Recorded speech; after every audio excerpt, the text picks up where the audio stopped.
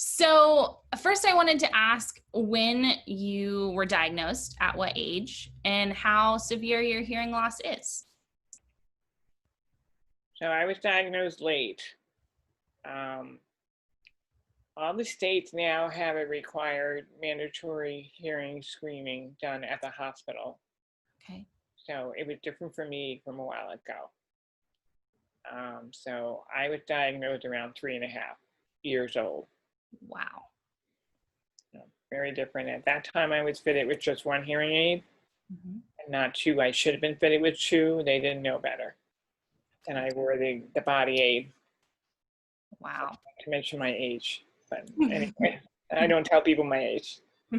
That's fair. And how severe is your hearing loss? So at that time, it was more in the, I want to say upper moderate severe, Okay. and Yeah. that's changed over time. Okay. Yeah. And I know you have several degrees. You are so well educated. Can you tell me about what you studied in and where you went? So I went to a small school called Lady Cliff that did not exist, that was bought out by West Point. Lady Cliff College was in Highland Falls, New York. Okay. And at that time, it was located close to home because people didn't think I would make it in college. Um, yeah, so, and I didn't like an all-girls school. I was delighted when I went for my master's at University of Buffalo, State University of New York at Buffalo. And I did my master's there in 1 year, but I did stay there for 2 years. And I got a little tired of education, so then I went to Springfield College for a master's in PE. And I was only able to do it halfway because I didn't like it, took the fun away from sports. Mm. So dedicated to other things besides enjoying sports. So then I went back to education, and as you know, I got my doctorates at University of Maryland, College Park. Yeah. Amazing. And I didn't know that about going for physical education. That's so interesting. Yeah, that was a lot of fun for me there because I had gotten an internship there, I think. It was the same thing with Buffalo, I got an internship, and then same thing with Maryland. All three of those places I actually got money for getting the degrees. And I taught classes, and my favorite story was I came into my first class, I was bouncing in basketball because I knew that's what they'd be interested in. Yes. Oh, so yeah, and then I had a student that was blind, and for a long time I spoke louder to her. Mm. It didn't make any sense, right? But I Yeah. was trying to compensate my hearing loss for her blindness. And it wasn't until, a couple weeks later, and I said to her, I'm yelling at you, aren't I? And she said, sure. That's so interesting. Yeah, I think about that too, how we overcompensate sometimes for people in the wrong ways. I know I've tended to do that when I'm traveling and in other countries, and I'll speak, English louder to someone who doesn't speak English. And then I'm so ashamed, I'm like, oh, that was so American of me. She actually reached out to me on Facebook about a half a year ago. I hadn't heard from her for years. I used to, send cards and stuff. And then all of a sudden she reached out to me. So that was fun. I love that. Yeah. Yeah. So you are such a strong advocate for those with hearing loss, and especially children. Did you always know that you wanted to be an educator, or has your path changed over time? So when I was little, I was probably 6 or 7 years old. I babysat for the baby next door. That was my first babysitting job, and I loved it. And I did it for a candy bar. I would take her walks up and down the street. So I have always loved children, and I still do to this day. However, the hearing loss piece did not happen until I worked on my doctorate because I spent most of my years not talking about it. It was, and in a way, it's kind of unfortunate that way, but my hair always covered the hearing aids, so people didn't ask me about it. They didn't know about it.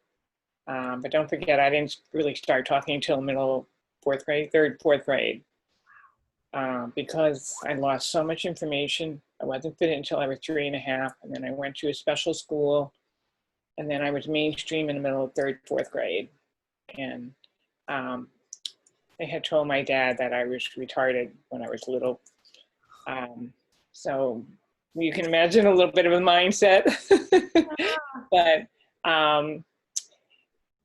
you know, that's what it was those days. And there's still today, unfortunately, there's still some people who say the deaf and mute is awful. So it still happens. They associate the deafness with the intelligence level. And that's where the phrase deaf and mute come into play. That's crazy. But so the hearing loss piece was not until I worked on my dissertation. The professor at University of Maryland had said for me to do my dissertation, something to do with babies in communication. So that's what I wrote my dissertation on. I visited homes, and again, that was all I did because that was really touching it for me because I was so many years of not talking about it. And then it really wasn't until probably when I was teaching in the universities is where it kind of came to surface again, and I started doing some groups, and maybe because of Eric, probably there. Yeah. It's so powerful to think about that the things that to us might first be a weakness or something that's harder ends up being what we're most strong or powerful about. You know, that's really amazing. I think it a lot had to do with Eric. I think if I didn't have Eric, I probably wouldn't be doing it. Yeah. Wow. So moving on to talk a little bit about COVID, Okay. your ability to read lips virtually disappears when people wear masks.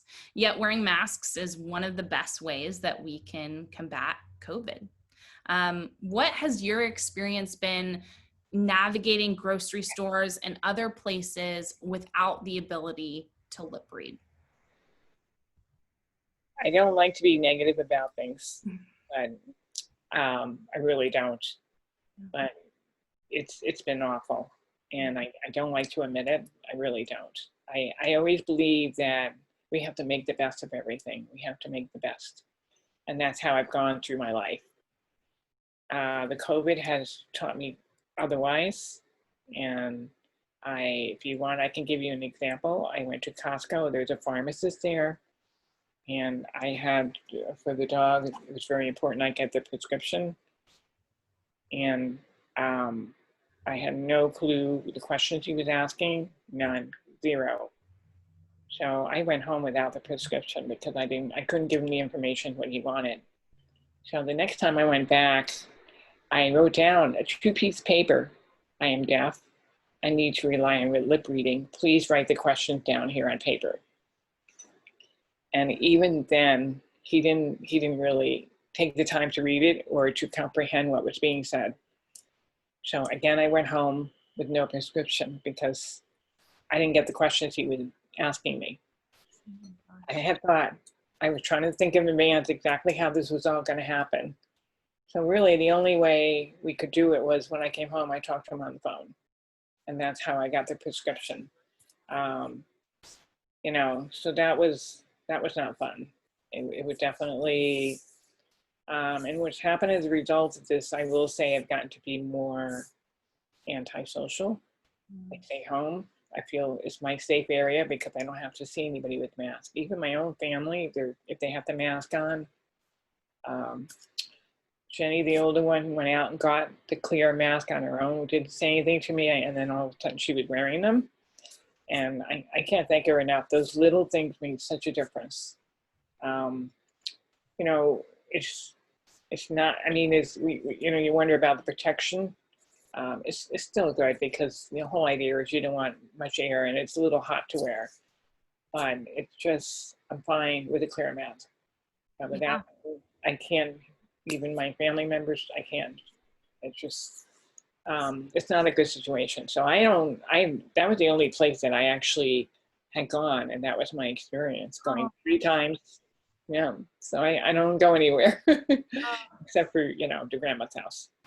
Well, and for me, growing up, I was lucky. I got to spend a lot of time in your house and a lot of time around you. But because you have always gone above and beyond to be the one making more effort to communicate really clearly and well, I don't think I want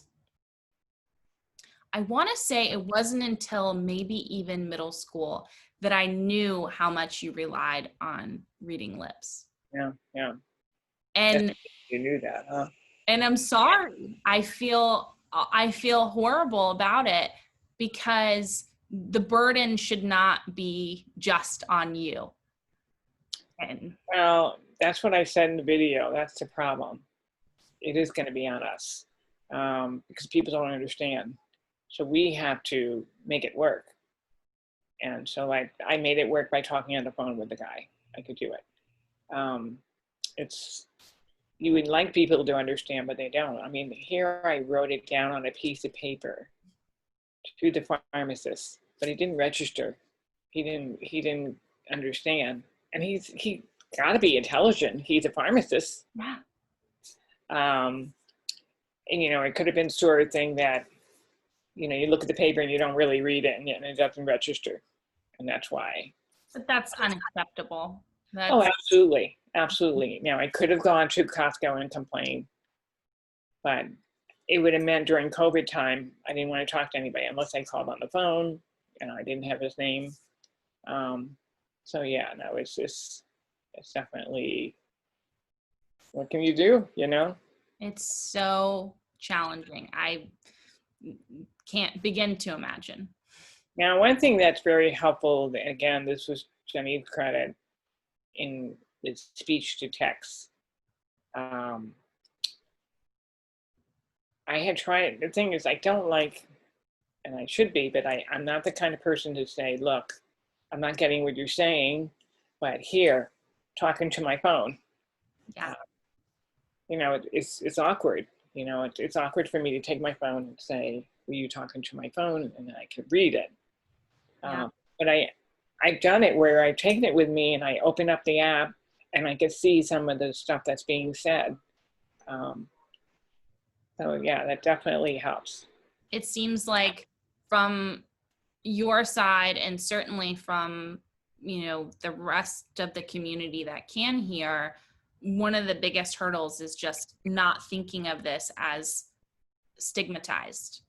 Because for you, if you feel confident that this is not a bad thing, you'll be more comfortable telling someone, hey, can you please talk into this app? And then for those of us that have hearing, to be able to understand it and not think of it as a stigma and not be weird about it, or, well, the problem comes in that it's a little too close because it's closer than 6 feet. And so that's what makes it tricky. Because in order for the app to work, obviously the closer it is, the more accurate it will be, but the further you're away, it's not going to record everything. I wouldn't have thought of that. I know.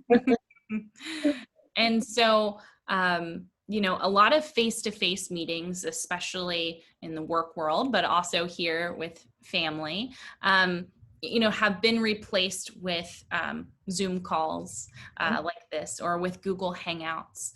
Have you found that these tools are sufficient, or do you see areas where they can be improved? I know that Zoom has been working on live captions. I haven't seen it being used yet, but I know that's in the works.